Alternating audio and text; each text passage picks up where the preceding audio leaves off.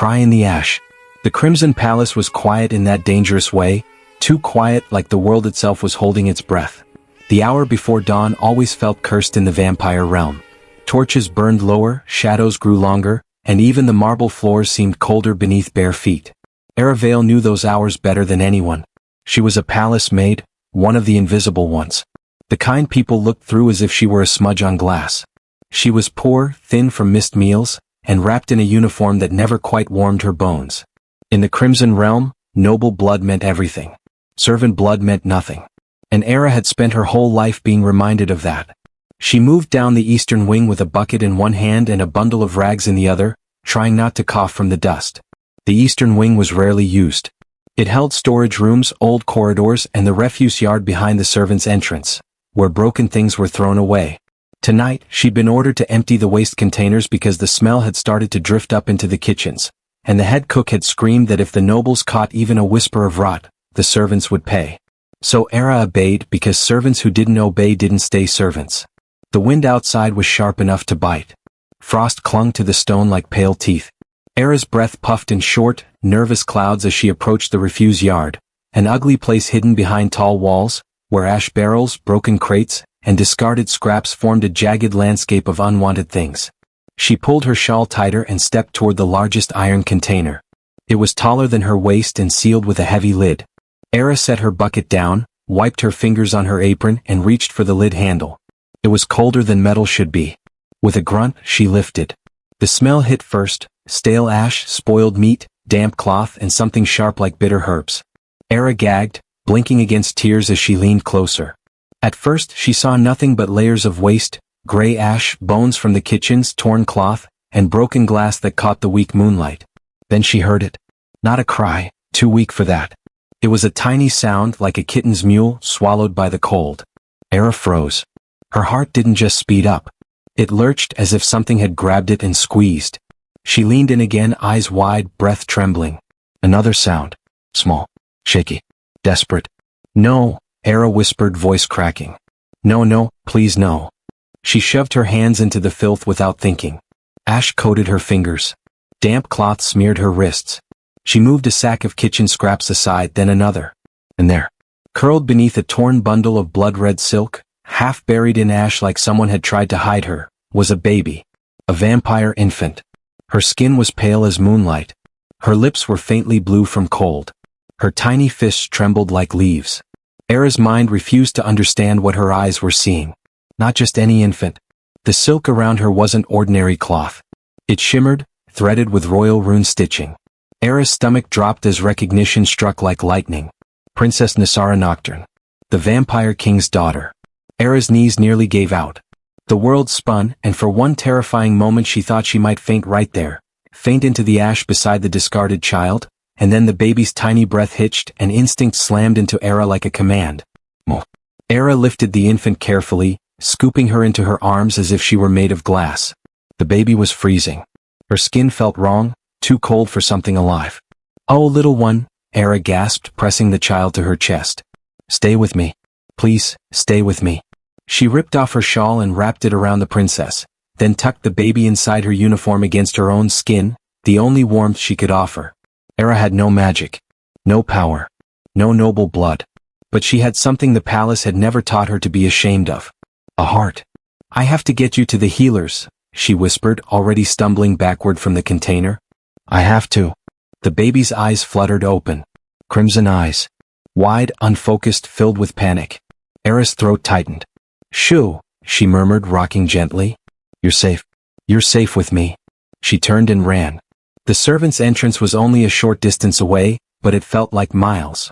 Era's shoes slipped on frost. Her lungs burned in the cold air.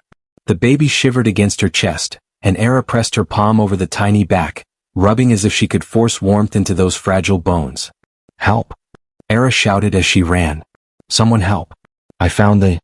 Her voice broke as she reached the doorway, bursting into the corridor where early shift servants were beginning to move. A kitchen maid dropped a tray. A footman froze mid-step.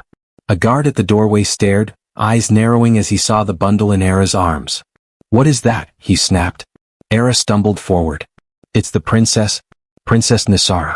She was in the refuse, she was. The guard's face drained of color. The corridor erupted into chaos. Someone screamed. Someone ran the other direction. Another servant fell to their knees, whispering prayers. Era tried to keep moving, desperate to find the royal healers, but the guard stepped in her path like a wall. You, he began, voice shaking with fear and anger. You were near the royal wing. Why were you? I was ordered to empty the bins, Era said quickly. Please, she's freezing. She needs. Before she could finish, a new voice cut through the commotion like a blade. What have you done? Era turned. Seraphine Drax, the high caretaker of the royal nursery. She stood at the end of the corridor wrapped in elegant robes, her silver hair pinned perfectly, her eyes sharp as polished glass. She looked like the kind of woman who didn't raise her voice often, because she never had to. The corridor went silent. Seraphine's gaze locked onto the infant pressed against Era's chest. Then her expression shifted, just for a flicker, like something dark moved behind her eyes. And then she screamed. Guards! Seraphine's voice rang off the stone walls. Seize her. Era's blood turned to ice. What? Era choked. No, wait. Seraphine rushed forward, face twisted in horror so dramatic it looked almost rehearsed. You filthy rat, she spat. You tried to murder the princess. The word murder hit the corridor like thunder. Era's mouth opened but no sound came out. Servants gasped. Guards surged forward. Spears lifted. No. Era cried, clutching the baby tighter. I found her. She was in the refuse container. I pulled her out. She was dying. Seraphine's eyes gleamed. Liar.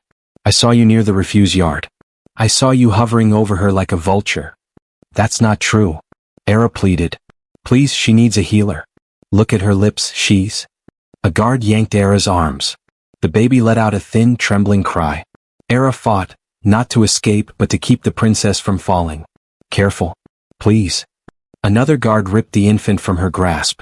The sudden emptiness in Era's arms felt like losing a part of herself. Do not move, the guard snarled as if Era were a beast. You'll die where you stand. Era's hands shook violently. Ash stained her fingers. Tears streaked down her cheeks. I saved her, she whispered, voice breaking. I saved her. Seraphine stepped closer, lowering her voice so only Era could hear. You should have left her where she was, Seraphine murmured, sweet as poison.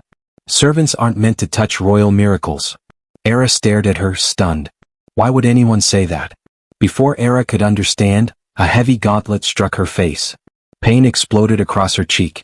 Her head snapped sideways and she crashed to the floor, tasting blood. The corridor spun. She tried to crawl, but a boot pinned her shoulder down. And then, the air changed. It wasn't just cold anymore.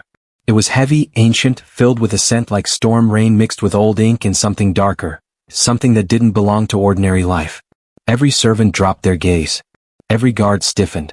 Era looked up through blurred tears. And saw him. King Malachar Nocturne. He appeared as if the shadows themselves had decided to become a man. Tall. Broad-shouldered. Draped in black velvet and armor etched with ancient runes. A jagged obsidian crown sat on his head like the night sky sharpened into points. His face was carved from cold perfection, beautiful in the terrifying way a blade could be beautiful. But it was his eyes that stopped Era's breath. Crimson fire. Not the soft crimson of a young vampire. The deep, endless crimson of something that had ruled for centuries. The guards parted instantly as he strode forward. Seraphine bowed so low her forehead nearly touched the stone. My king, she whispered, trembling. Malachar didn't answer her. He reached out and took his daughter from the guard as if the guard were nothing more than furniture.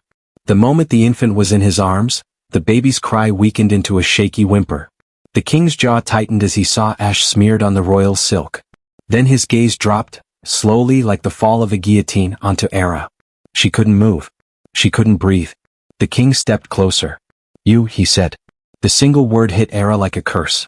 She scrambled backward, palms scraping stone, trying to put distance between herself and the nightmare towering over her. My king, Era gasped. Please. I found her. I saved her. I swear. Silence, Malachar said, voice low and lethal like velvet wrapped around steel. Era's lips trembled shut. Seraphine spoke quickly, voice thick with false tears. Majesty, I arrived just in time. I saw the maid with your daughter. She was trying to dispose of the princess like refuse, like trash. Era's head snapped toward Seraphine. No. I was pulling her out. I was screaming for help. Malachar didn't look at Seraphine. He didn't look at the guards. He looked at Era. And the power behind his gaze was so immense Era felt it like pressure on her bones. You treated the blood of Nocturne, he said softly, like common waste. Era shook her head desperately. I didn't. Someone else put her there. The king moved faster than Era could blink. His hand struck her. It wasn't a dramatic, theatrical blow. It was effortless, like swatting a fly. Era's body slammed to the side. She hit the ground hard, vision flashing white. Pain rang through her skull. She tasted iron. Then Malachar crouched, grabbing her hair with cold fingers, forcing her face up toward his. Era gasped, terrified, tears pouring freely now. His eyes were inches from hers. I have ended bloodlines, he whispered, for lesser insults than what you've done. Era could barely speak. I saved her, she choked. By the gods, I saved her. She was freezing, she was dying. For a moment, just a moment, something flickered behind Malachar's eyes. Not mercy. Not yet. More like confusion. Because Era's voice didn't sound like a criminal's. It sounded like someone pleading over a life she'd already decided was worth risking her own for. But then Seraphine's voice slid in again, smooth and sharp. Majesty, she's manipulating you, Seraphine said. Common girls have always tried to crawl toward power. She saw a chance to touch royal blood. To stain it. To. Enough, Malachar said. He released Era's hair and stood, towering again. He handed the princess to a healer who had arrived with a trembling satchel and wide, fearful eyes. Take her, he ordered. Stabilize her. Now. The healer bowed so deeply he nearly fell. Yes, Majesty. Era lifted her head, watching as the healer hurried away with the infant. Her chest tightened. At least the princess would live. At least. Take the maid, Malachar said coldly, turning his back as if Era were already dead. To the black cells. Era's heart stopped. The black cells were not ordinary dungeons. They were where people went when the king wanted truth torn out of them. They were where screams echoed until they became part of the stone. No, Era whispered. Please, my king, please I didn't. Guards seized her arms. She struggled, not because she thought she could escape, but because the terror was instinctive. I saved her. Era cried, voice breaking into sobs. I saved your daughter. Malachar paused just once. He didn't turn fully, but his head tilted slightly as if he could still hear her, despite pretending he couldn't. Then he spoke, voice like winter. I will extract the truth from your marrow, he said. If there is any. The guards dragged Era away. The corridor blurred around her. Servants stared with horror, disgust, and fear. Some looked away as if her misfortune might be contagious. Others watched with something like hunger, as if they were relieved it wasn't them. Era's cheek throbbed. Her wrists burned where shackles snapped into place. She was pulled down back stairways, through narrow corridors that smelled of damp stone and old iron. As the palace woke above, the world beneath it swallowed her. The iron doors of the black cells groaned open. Cold hit her like a living thing. The air tasted stale like trapped suffering. Era was shoved inside and thrown onto stone so hard her ribs ached. The door slammed. Darkness wrapped around her. For a long moment she didn't move. She just lay there, cheek pressed to cold floor, breath trembling, trying to understand how saving a baby could lead to this. In her mind, she still felt the princess's tiny shivering body against her chest. She still heard the faint cry in the ash. And now, she was alone. Era swallowed, forcing herself to sit up. Her fingers shook as she touched her bruised face. Tears slid silently down her cheeks. I did the right thing, she whispered to the dark as if saying it out loud would make it true. I did the right thing. But the Crimson Realm was not a place that rewarded right. It rewarded power. And the strongest power of all belonged to King Malachar Nocturne, a king who believed in this moment that Era Vale had tried to destroy the one thing he loved more than his own throne. Era leaned her head back against the wall. Her whole life had been shaped by cruelty, debt collectors, hungry winters, masters who laughed at servants, and nobles who treated human girls like furniture. But she had survived. Not because she was strong. Because she refused to become unkind. Now, in the darkest prison beneath the most terrifying palace in the realm, Era realized something chilling. Kindness had made her a target. And truth might not be enough to save her. Somewhere above, the king held his daughter. Somewhere above, Seraphine Drax whispered poison into royal ears. And somewhere in the palace's cold heart, destiny had begun to move, because a poor maid had dared to pick up a discarded princess and say, "You matter." Era closed her eyes. She didn't know it yet. But the princess had already marked her. And the vampire king, no matter how cold, would soon be forced to face a truth that would shake his entire kingdom. The maid in the ash was not the villain. She was the only one who loved his daughter enough to risk death. The black cells did not allow time to exist. There was no sunrise. No sunset. Only cold stone, dripping water, and the slow erosion of hope.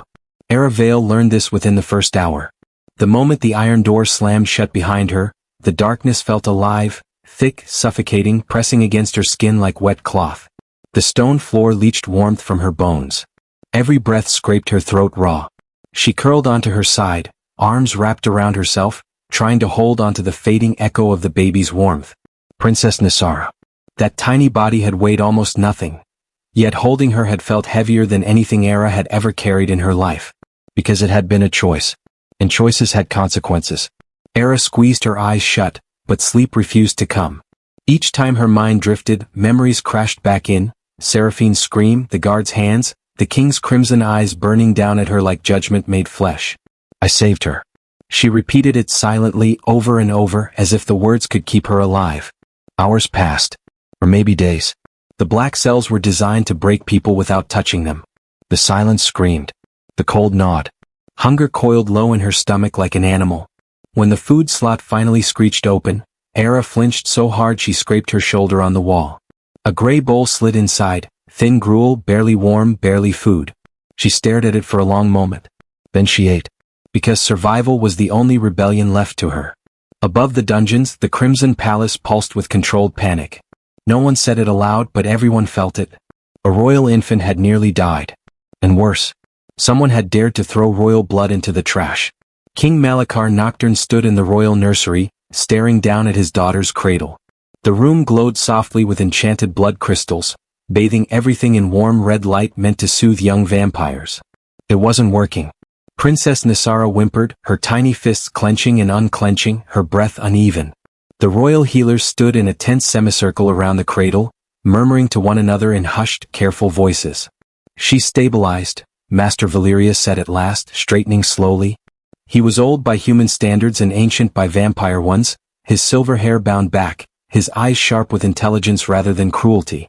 But the poison's residue is still present. Malachar's jaw tightened. Poison. Valeria's nodded. A blood-binding sedative. Rare. Subtle. Designed to dull a fledgling's senses so they won't cry when moved. The king's fingers curled into a fist. Who has access to such a compound? Malachar asked. Valeria's hesitated, just a fraction too long. Only those authorized to the restricted apothecary, the healer said carefully. High-ranking caretakers. Senior alchemists. Certain members of the court.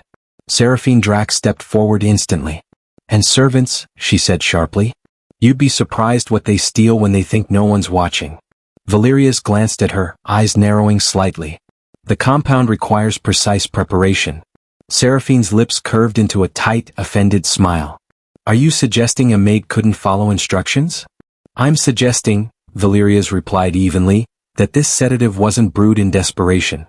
Malachar raised a hand, silencing them both. His gaze had drifted back to the cradle. Because Nursery wasn't calming. She was turning her head from side to side, her tiny mouth opening in soft, distressed cries. Her crimson eyes, still too large for her small face, kept searching the room. Looking. Waiting. For what? Malachar muttered under his breath. He reached down and lifted her. The instant he did, her crying intensified. The healers exchanged uneasy glances. She's rejecting contact, Valeria said quietly. That's unusual. Malachar stiffened. She is my blood. Yes, Valeria's agreed. But blood instinct is older than reason. The king frowned. Seraphine stepped closer again. Majesty, she's distressed because of the trauma. The maid. Before she could finish, Nursery let out a sharp cry the moment Seraphine's hand neared the cradle. It wasn't a normal cry. It was raw. Panicked. The baby's small body arched away, fingers clawing weakly at the air. Seraphine recoiled as if burned. She's sensitive right now, she said quickly. Infants are unpredictable. Valeria's eyes followed the movement carefully. Interesting. Very interesting. In the black cells, Era drifted between exhaustion and memory. She dreamed of cold ash swallowing her feet. She dreamed of tiny hands grasping her fingers. She dreamed of crimson eyes, not cruel, not judging, but frightened. When she woke, she was crying. She wiped her face with trembling fingers and forced herself to breathe. "I'm alive," she whispered. "That's enough for now." The food slot opened again. This time something different slid through. Not gruel. Bread. Warm. And a small piece of dried fruit. Era stared in disbelief. A soft voice whispered through the slot. "Eat quickly." Era crawled forward. "Kay?" she whispered hoarsely. "Yes," the voice replied. "Don't speak too loudly." Kay was a kitchen maid, young, freckled, always nervous. She'd once slipped Era an extra crust of bread when the head cook wasn't looking. "Is she?" Era swallowed. "Is the princess alive?" "She breathes," Kay whispered. "But the palace is boiling. Seraphine has the king's ear, and she's spinning poison faster than the alchemists brew it." Era's chest tightened. "No one believes me." "They believe their fear," Kay said softly. "But not all of us are blind." Era pressed her forehead to the iron door, tears sliding down her nose. "I don't care what happens to me," she whispered. "Just, don't let her suffer." Kay hesitated. Then she said something that made Era's heart stutter. "The baby cries," Kay murmured. "Every time Seraphine enters the nursery. She only settles when the healers speak your name." Era froze. "My name?" "Yes," Kay whispered. "They say it's blood instinct. That she remembers who pulled her from the cold." Era's breath caught painfully. In the Crimson Realm, blood instinct was sacred. Infants couldn't lie. Their reactions were believed to be pure truth, older than politics, stronger than deception. "If the king hears that," Era began. "He will," Kay said. "Eventually. But be careful. Seraphine has dismissed 3 servants already for speaking too freely." Footsteps echoed down the corridor. Kay pulled away. Stay alive." The slot slammed shut. Era clutched the bread to her chest for a moment before eating, sobbing silently as warmth spread through her stomach. The child remembered her. That mattered. Had to. King Malachar did not sleep. He sat alone in his private study, staring at the city map etched into black marble, seeing none of it. Instead, he saw a maid's face, smeared with ash, eyes wild with fear and conviction. "I saved her." He'd heard many liars in 400 years. None had sounded like that. A knock broke the silence. "Enter," he commanded. The door opened to reveal a young sentinel, Jackson Bow, standing stiffly at attention. "Speak," Malachar said. "Master Valerius requests an audience, Majesty," Jackson said. "He wishes to re-verify the maid's testimony against the infant's metabolic timeline." Malachar's eyes flared. "Bring him." Moments later, Valerius stood before the king, scrolls and vials in hand. "You doubt my judgment," Malachar said coldly. "I doubt coincidence," Valerius replied calmly. The sedative was administered shortly before the child was placed in the refuse. If the maid found her when she claims, the infant should have already been beyond saving. And yet she lives. "Yes," Valerius said softly. "Because someone intervened immediately." Malachar went still. "The maid's actions," Valerius continued, "were correct. Warming. Stimulation. Breath assistance. Techniques usually taught to midwives or mothers." Malachar's voice dropped. "She claims she learned them caring for a sick sibling." "That is plausible," Valerius said. "What is not plausible is a murderer screaming for help." Silence stretched between them. "And the baby's reaction?" Malachar asked quietly. Valerius met his gaze. "She rejects Seraphine. She seeks the maid." The king closed his eyes for a fraction of a second. When he opened them again, the air in the room felt sharper. "Bring the girl from the black cells," Malachar said. Valerius blinked. "Majesty?" "Not to the great hall," Malachar continued. "To my study." Jackson stiffened. "Yes, my king." The black cell door groaned open. Era flinched, scrambling backward, heart hammering. 2 guards stepped inside, but their posture was different. Less brutal. Less eager. "The king wants a word," Jackson said quietly. Era's knees went weak. "Is this?" Her voice shook. "Is this my execution?" Jackson hesitated. "No." That single word kept her breathing. They led her through back corridors this time, narrow, silent paths meant for secrets rather than spectacle. Era caught her reflection in a polished surface as they passed. She barely recognized herself. Hair matted. Face bruised. Eyes hollow but burning. A ghost. When the oak doors of the king's study opened, warm amber light spilled out, blinding after so much darkness. King Malachar stood inside, silhouetted against a tall window where moonlight poured in. "Sit," he commanded. Era obeyed, hands trembling in her lap. The door closed. They were alone. Malachar did not sit. He paced, slow and deliberate. "Tell me again," he said quietly, "how you found my daughter." Era swallowed. This time she did not beg. She spoke. And as she spoke, of the ash, the cold, the fading heartbeat, the truth began to carve its way into the heart of a king who had ruled by fear for centuries. Because for the first time since the night in the refuse yard, Malachar was listening. The silence in King Malachar's study was heavier than any dungeon chain. Era sat rigid in the wooden chair, hands folded so tightly in her lap that her knuckles had gone white. She did not lift her eyes. She did not dare. Every instinct screamed that one wrong word could still end her life. Malachar stopped pacing. The sound of his boots ceased behind her. "Look at me," he said. Era inhaled shakily and raised her head. Their eyes met. Up close, the vampire king was even more terrifying. His presence wasn't just physical. It pressed against the mind, the blood, the soul. But something had changed since the courtyard. The fury was still there. Yet beneath it, something else stirred. "You claim," Malachar said slowly, "that you entered the eastern refuse yard at 11 bells. "Yes, Majesty," Era replied. Her voice was hoarse but steady. "The bells had just finished. I remember because the sound echoes down there." "You claim the container had not been emptied in 2 days." "Yes." "You claim the infant was no longer crying." "She was too cold," Era whispered. Her lips were blue. Her chest barely moved. Malachar's jaw tightened.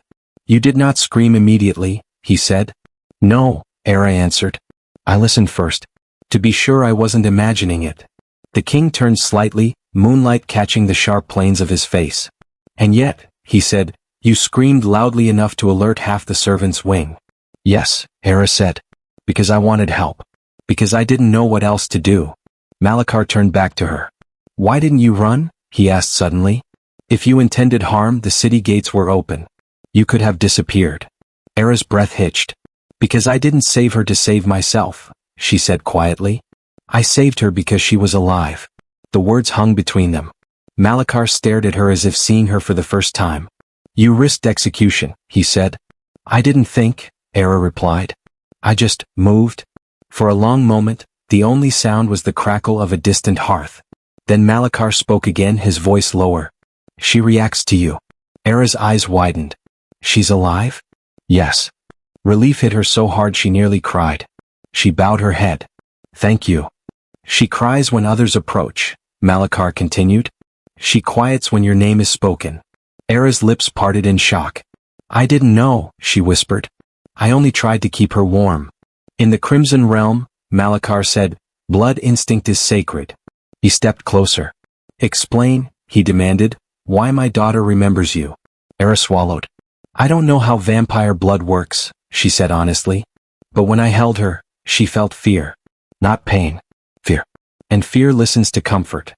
Something flickered in Malachar's eyes. Memory.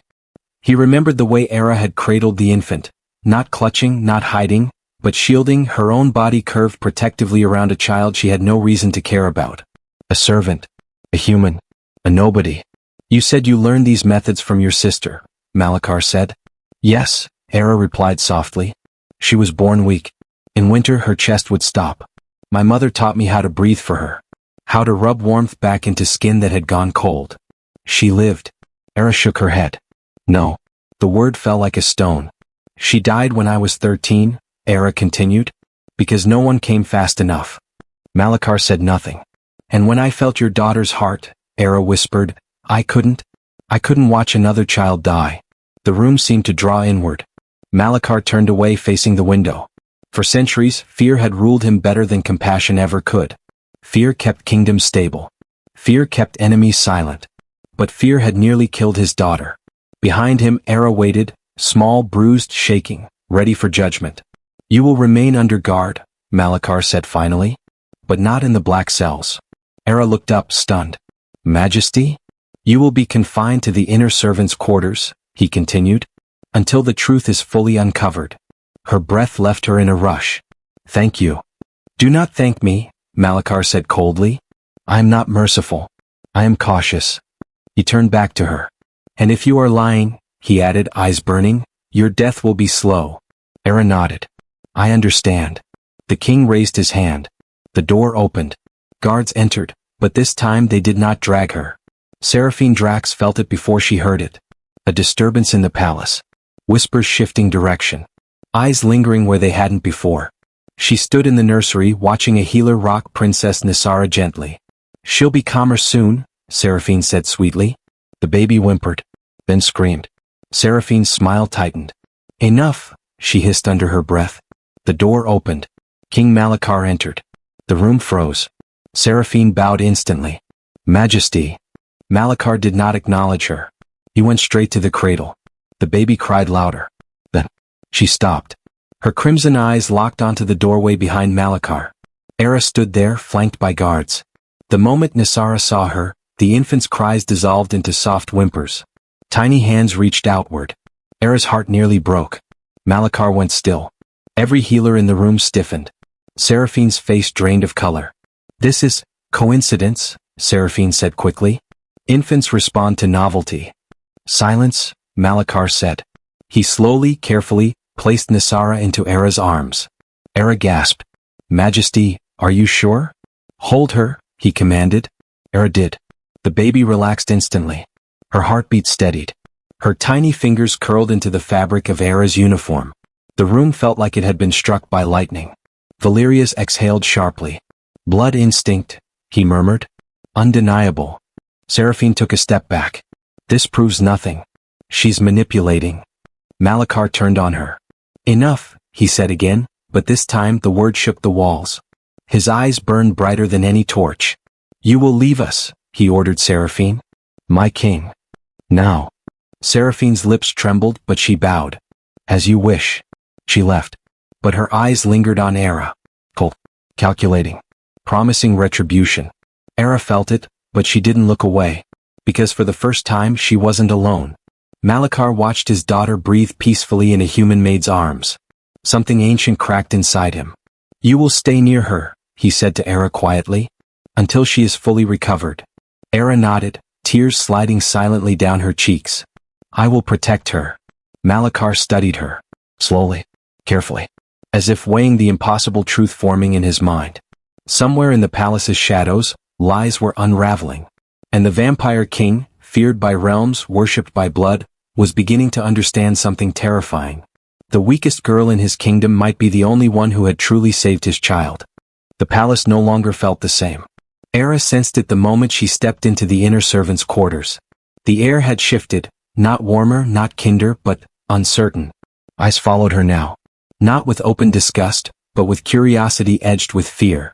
Whispers slipped through corridors like nervous mice. The maid who held the princess. The girl the king spared. The human the baby chose. Era kept her head down. Survival had taught her that attention was dangerous. She stayed close to Princess Nisara, just as the king had ordered.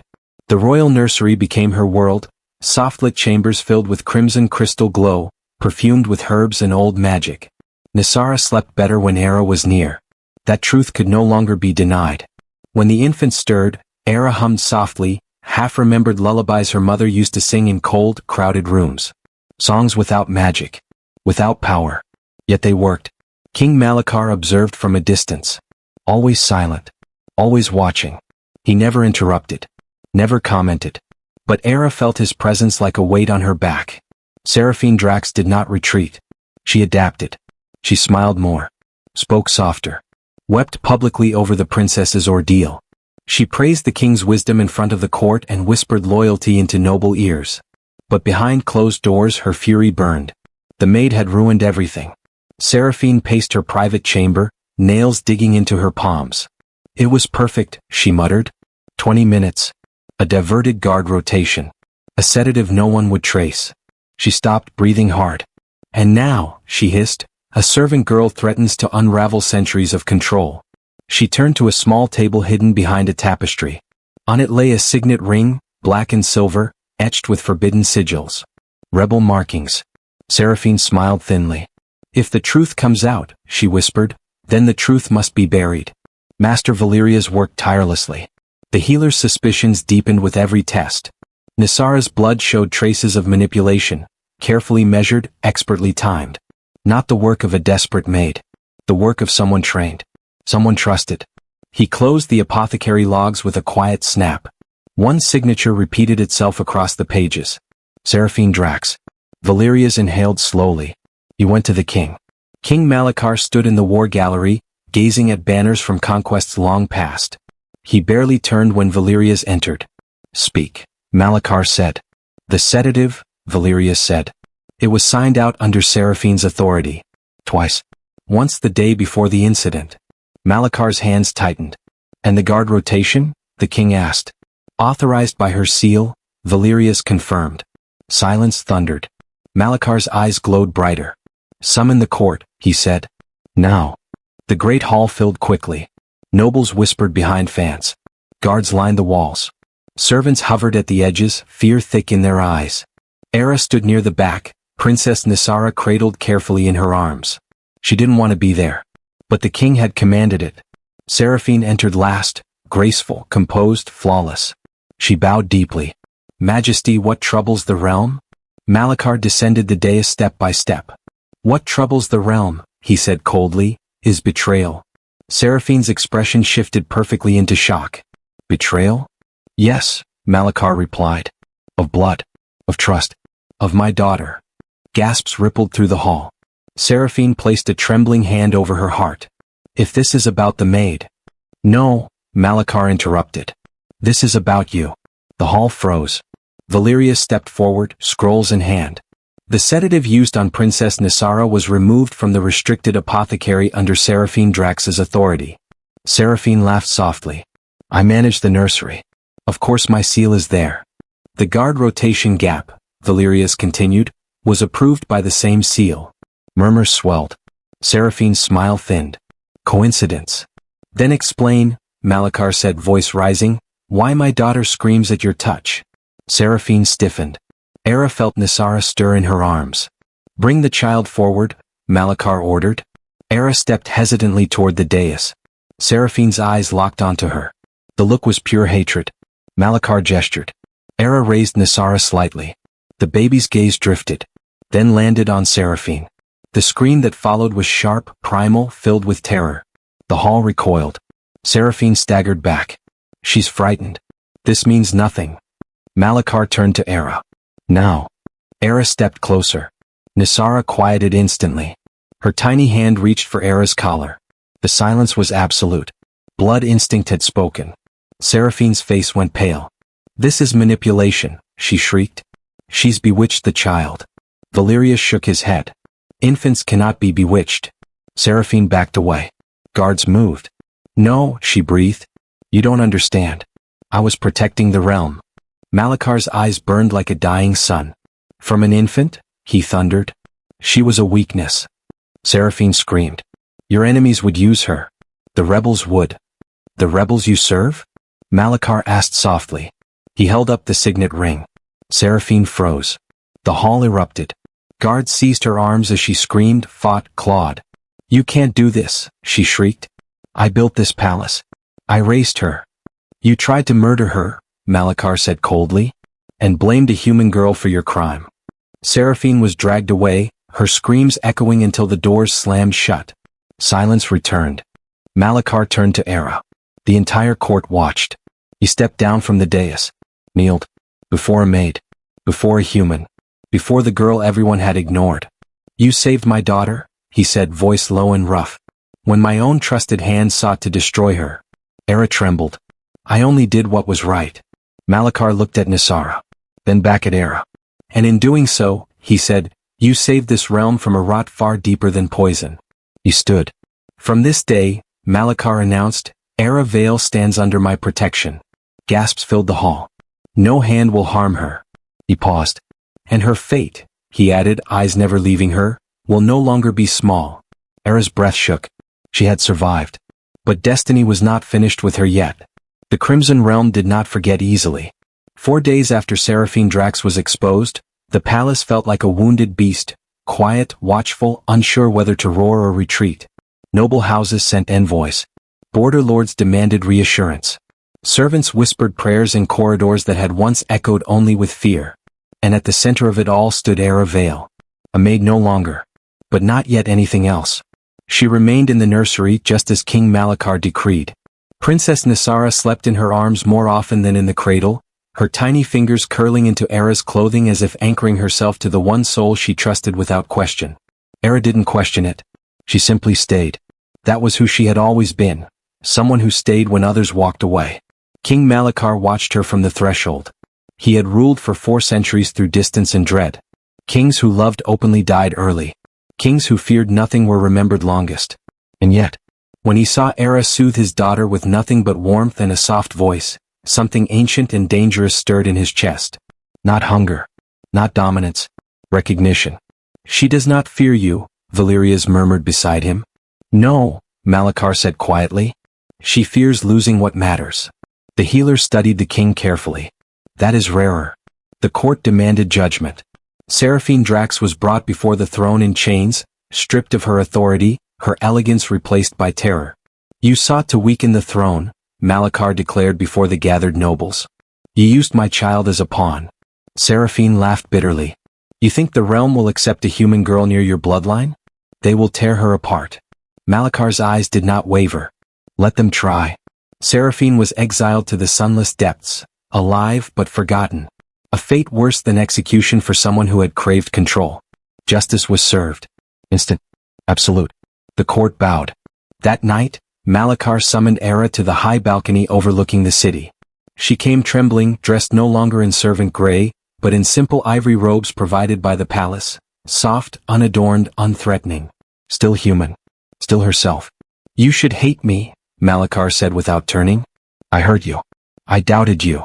Era stood quietly. You were protecting your child. So were you, he replied. Silence stretched between them. You could have died, he continued. You knew that. Yes. Why didn't you run? Era looked out over the city lights. Because if everyone runs, nothing good survives. Malachar turned to her then. Really looked. Not as a king assessing a subject, but as a man seeing a woman for the first time. You don't belong in the shadows, he said. Era shook her head gently. I've lived there my whole life. Not anymore. The rebellion came at dawn. They thought the palace weakened. They thought the king distracted. They were wrong. As alarms rang and steel clashed, Era found herself cornered in the nursery with Princess Nisara, rebels breaking through inner gates. Fear surged, but she did not freeze. She stood, shielded the cradle with her own body. When a blade came too close, Malachar appeared like death itself, tearing through attackers with terrifying precision. But it was what came after that changed everything. One rebel lunged. Era reacted without thought. She spoke. Not a scream. Not a plea. Words. Ancient words. The air shattered. The rebel froze mid-strike, his weapon clattering to the floor as crimson light wrapped around him. The room fell silent. Malachar stared. What did you just say? He demanded. Era swayed dizzy. I don't know. The words just came. Valerius arrived moments later, eyes wide with awe. That, he whispered, was the first blood tongue. The language of queens. The language bound to royal lineage. Era collapsed. Malachar caught her. The truth unfolded quickly after that. Era's mother had not been just a poor woman. She had been hidden. Protected. A surviving descendant of an ancient vampire human bloodline erased from history to prevent civil war. Era had never known. But blood remembered. Princess Nisara had recognized her. Not as a servant, but as kin. The coronation took place under a blood-red moon. Era stood before the realm, not in fear, not in chains, but in crimson and ivory, her presence calm, her spine straight. Malachar knelt before her. Not as a king bowing to power, but as a man honoring truth. You were thrown away, he said before all. Ignored. Broken. He took her hand. And yet you chose kindness. He placed the crown upon her head. Rise, Queen Era Nocturne. The hall erupted. Not in protest. In reverence. Because the realm had seen. The weakest had become the strongest. Not through cruelty, but through compassion. Later, as dawn broke over the Crimson Realm, Era stood beside Malachar, Princess Nisara asleep between them. I never wanted a crown, Era whispered. Malachar smiled faintly. Neither did I. Their hands intertwined. Slow. Intentional. Love did not blaze. It grew. Like warmth in the cold.